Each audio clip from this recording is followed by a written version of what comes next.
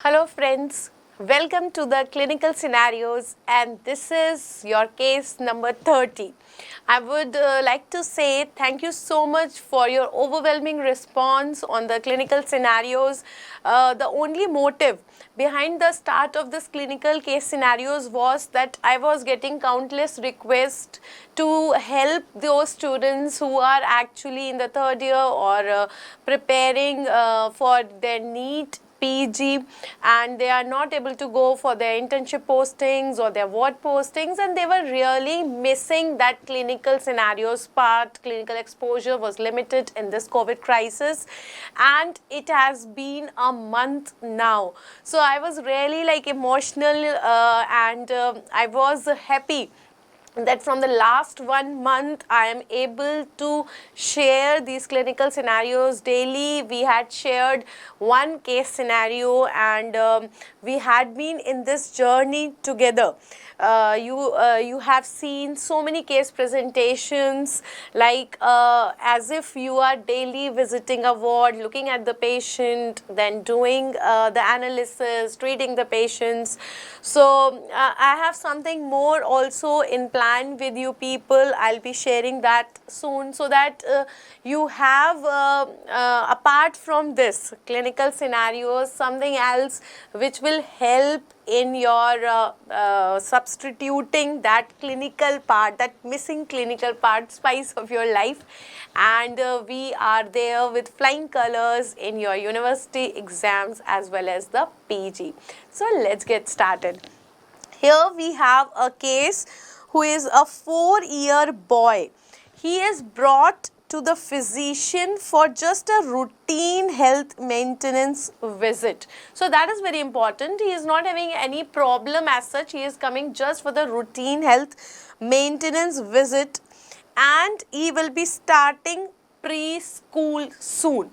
So parents are anxious, the child has to visit the school very soon and they want to find out if there is some problem, something abnormal, okay, and his parents want to make sure that he is in best of the health.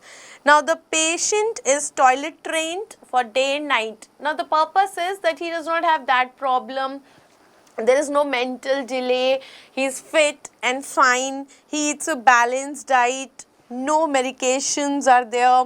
Has a history of acute otitis media that occurred twice during the infancy. Okay. He lives with his parents in a suburban house built in 1981. The patient's father has a history of high blood pressure and he has quitted the smoking cigarettes before the boy was born. So boy is not getting any passive smoking exposure as well. Now examination shows active cooperative boy speaking in full English sentences. The motive is that they want to say that the boy is completely hale and hearty. Physical development, mental development, the kind of environment that he is getting at home is all very good.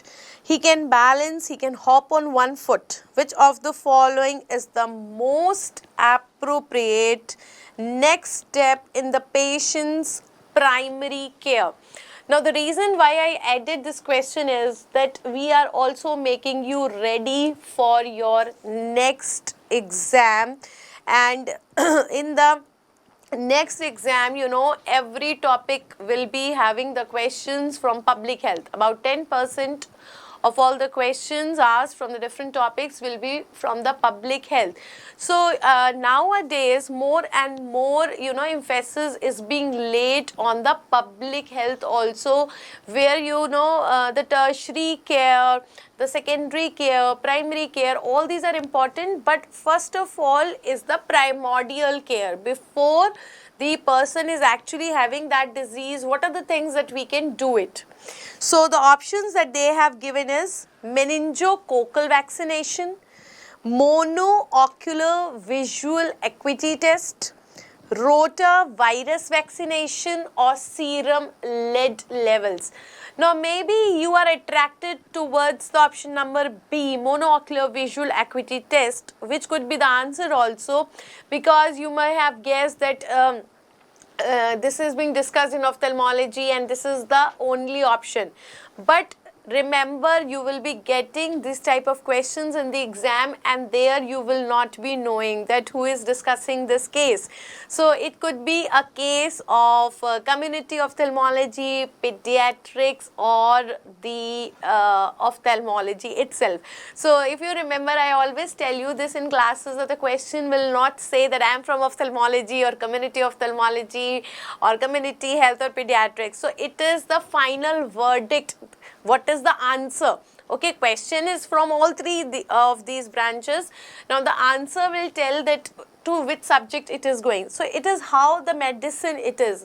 Medicine is not individual. It is integrated medicine that you are going to get. So let's see one by one what are the things that you have to look on. So this baby who is a 4 years old boy, look hale and hearty, no drugs, no history, nothing like that. Okay, just 2 episodes of acute otitis media, otherwise everything is very, very fine. So will the most appropriate step at this time is meningococcal vaccination, when I don't have any history of sepsis of this kind, any brain infection or any other risk factor that can lead to the meningococcal disease. Now if I talk about the vaccination, when should you give it normally? So normally the meningococcal vaccines are given at around 1 year, and then you have to give a booster dose at 16 years. So this baby is not falling at either of the ends, neither at the primary dose, neither at the booster dose. So, and you don't have any extra special evidence at this time, any extra information that they are giving that becomes a reason for giving the meningococcal vaccine at this time. So that is not there. So most probably I can say that it is not the time for meningococcal vaccination. So certainly this will not be the most appropriate step in the patient's primary care. B, monocular visual acuity test. So we will comment it after seeing the other options also. The option number C is rotavirus vaccination. Now usually you give the rotavirus vaccination between 2 to 8 months. The time is already gone and they have not commented about the vaccine status, but most probably this baby must have received the rotavirus vaccination, because diarrhea is very, very common, and for preventing the episodes of the acute gastroenteritis, we do give this rotavirus vaccination. Okay, it's not the part of the universal immunization schedule, but we do give the rotavirus vaccination. Those who require or are there in the affordability range, they are keen on their baby's health and they are ready to spend, they can spend. So we do give the rotavirus vaccination at that time. So certainly this is not the time for the rotavirus vaccination too. Now option number D is lead, serum lead levels. So you must have read this in PSM too, that serum lead levels are quite dramatic when it comes to the health of the children or the babies, and lead exposure can be detrimental to the health. But certainly here they have not give us any clue which is indicating that we should go towards the lead. Okay. So sometimes it is the lead paints or the lead toys which the babies are taking in their mouth. So they are the small babies. This baby who is 4 years old, ready to go into the school, they have not given us any history of that sort. So again, no clue for lead levels. Why you are going to do the lead levels in a baby who is completely fine, hale and hearty, active, cooperative boy, speaking full sentences. So there is no history, no examination, no signs which is showing the lead toxicity. Now we come back to B. So now your answer by default also becomes B, monocular visual acuity test. So is taking visual acuity important? Yes or no? The baby is ready to go into the preschool, and if you remember, I told you that when a student is sitting in my class, okay, what are the things that you expect from the student? The student should be able to see the board, the student should be able to see the teacher, student should be able to see his notebook, he should also be able to see his neighbor's notebook, because you know, as a student, especially a kid, they are always interested in the neighbor's copy, the friend's copy. So the patient should be, I should not say to be patient, the kid. So that 4-year kid who is going to sit in the school should be actually thorough with all these things. Only then he would be interested in studying and take the full advantage. The teacher showing the apple or a mango, he should be able to differentiate the different colors. The fixation reflex should be there. Now, for the development of these reflexes, do you remember what is the critical period for the development of the fixation reflex? For fixation reflex, it is 2 to 4 months. The critical period for the development of the fixation reflex is 2 to 4 months. So the vision should be clear. Vision should be clear before these 2 to 4 months. Only then the patient, this baby, should be able to develop the normal, fixation reflex, then the macular differentiation, then the stereopsis. And if I talk about the stereopsis start developing between 6 to 8 months of life, and finally it is reaching to 5 to 6 years, okay, or 5 to 7 years.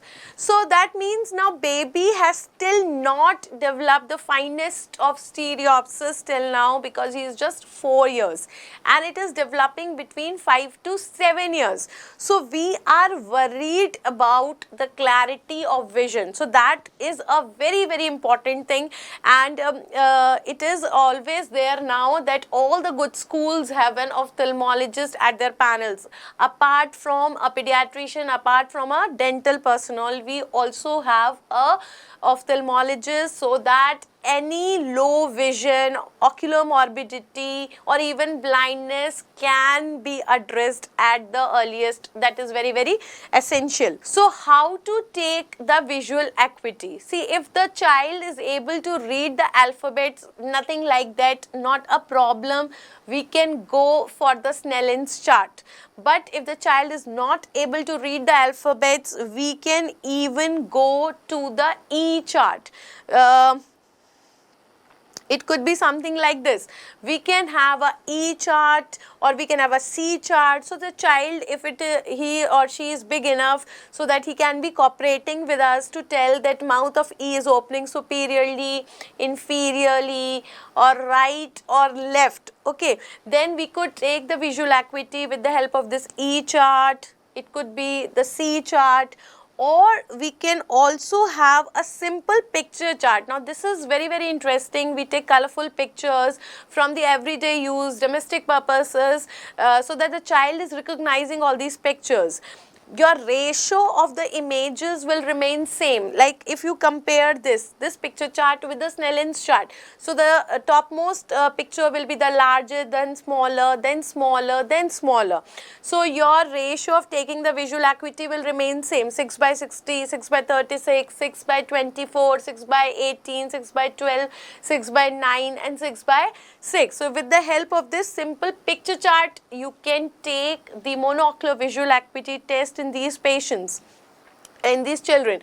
So if the children is very, very small, less than 1 year, then we have to do the ERG. But this child, he is 4 years, he could help us with E chart, C chart, and also by this simple picture chart. So that becomes the best answer in this case. In case of any doubt, any suggestions, any feedback, you are always welcome to ping me up on any of my social media platforms. You can find me on Instagram. I'm there on the Facebook group, and you know, we have a huge family on the Facebook group as well as the Telegram group. Okay, do join us, do visit the page, and there will be a lot of motivational and academic stuff for you. Take advantage of the daily Telegram quizzes that we are doing, so that we can have one-to-one interactive session and you are there with the flying colors in all your examinations. Thank you and happy ophthalmology.